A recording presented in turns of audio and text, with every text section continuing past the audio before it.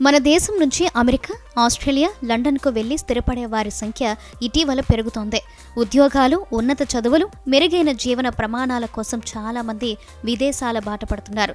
అలాంటి సమయంలో ఎక్కువగా తమ ఇల్లు, ఇంటి ఫర్నిచర్, వాహనాలు లాంటి ముఖ్యమైన వస్తువులను ఇక్కడే వదిలిపెట్టి కొత్త జీవితాన్ని ఆ దేశంలో ప్రారంభిస్తుంటారు. ఎందుకంటే ఇంటి వస్తువులను మరొక దేశానికి తరలించాలంటే పెద్ద మొత్తంలో ఖర్చు అవుతుంది. అయితే ఓ పంజాబీ కుటుంబం మాత్రం అలా తమకు ఇష్టమైన వస్తువులను వదిలేసి వెళ్ళలేకపోయింది. తమతో పాటు ఆ వస్తువులను తీసుకువెళ్లేందుకు భారీ మొత్తంలో ఖర్చు చేసింది.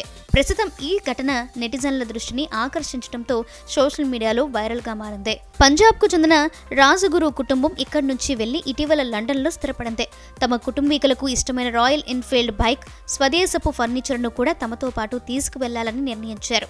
ఇవన్నీ ఇండియా నుంచి యూకేకు షిప్పింగ్ చేసేందుకు ఏకంగా 4,000 పౌండ్లు అంటే దాదాపు 4.6 లక్షల రూపాయలు ఖర్చు చేశారు. యూకేలోని తమ ఇంటి ముందు ఓ పెద్ద కంటైనర్ నుంచి బైక్తో పాటు సోఫాలు, బెడ్లు, డైనింగ్ టేబుల్ బయటకు తీస్తున్న దృశ్యాలు ప్రస్తుతం సోషల్ మీడియాలో వైరల్ అవుతున్నాయి. ఇన్స్టాగ్రామ్లో ఈ వీడియోకు ఇప్పటి వరకు 39 లక్షలకు పైగా వ్యూస్, 2.4 లక్షల లైక్స్ వచ్చాయి.